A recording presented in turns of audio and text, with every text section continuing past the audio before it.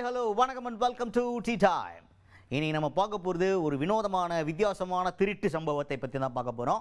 பீகார் மாநிலம் புக்சார் டிஸ்ட்ரிக்ட் அங்கே வந்து என்ன பண்ணியிருக்காங்கன்னா, ஒரு மொபைல் டவர் இருந்துருக்குது. மொபைல் டவர்னால் தெரியல, வீட்டாண்டெல்லாம் பெரிய டவர் இருப்பாங்க, ஆண்டனா மாதிரி பெருசாக வச்சுருப்பாங்க.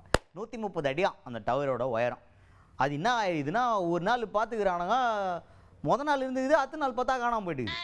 என்னடா டவரை காணோன்னு சொல்லிட்டு பார்த்தா, அதை நட்டு போல்ட்டு வரையும் எல்லாத்தையும் கைட்டி டிஸ்மேண்டில் பண்ணி பீஸாக்கி அந்த டவரை மொத்தமாக தூக்கின்னு போயிருக்காங்க. டவரோட நிறுத்தலை. இதில் என்ன திருடனுங்களோட சுவாரஸ்யமான விஷயம் என்ன அப்படின்னு பார்த்தீங்கன்னா, பெரிய வண்டி வச்சுக்கிருந்தாங்க போல், எல்லாத்தையும் அள்ளி அதில் போட்டு ஜென்ரேட்டர் இருக்கும். ஒவ்வொரு டவருமே வந்து பவர் ஃபெயிலியர் ஆகிடுச்சுன்னா கூட, பவர் கட் ஆகிடுச்சுனால அந்த டீசல் ஜென்ரேட்டரில் அது ஓடி அதுக்கான பவர் வந்து குத்துட்டே இருக்கிறதுனால, ஏன்னா சிக்னல் கட் ஆகிடும் டவர் ஆஃப் ஆகிடுச்சுன்னா. அதனால் ஆட்டோமேட்டிக்காக பவர் கட் ஆகிடுச்சுன்னா அந்த ஜென்செட்டில் அந்த டவர் வந்து ரன் ஆகிற மாதிரி டிசைன் பண்ணிப்பாங்க. அந்த ஜென்செட்டையும் தூக்கிட்டு போயிட்டுக்கிறானுங்க. அதுவும் ஒரு பயங்கரமான ஒரு சம்பவமாக பார்க்கப்படுகிறது.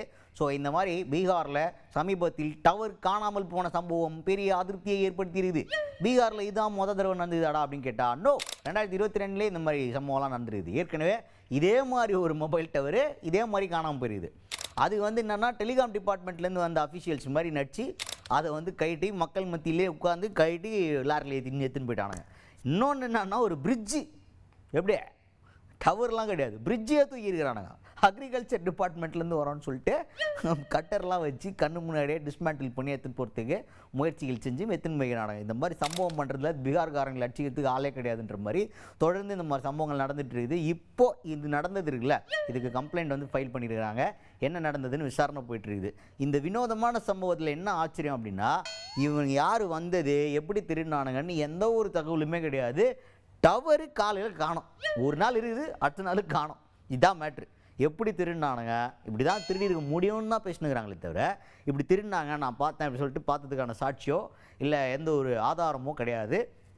கம்ப்ளைண்ட் ஃபைல் பண்ணியிருக்கிறாங்க, எப்படின்னு விசாரணை நடந்துகிட்ருக்கு. ஸோ இந்த மாதிரி திருட்டுலாம் நடந்துக்கிட்டு இருக்கு இந்தியாவில் அப்படிங்கிறத சொல்கிறதுக்காக தான் இந்த சிறப்பு தொகுப்பு.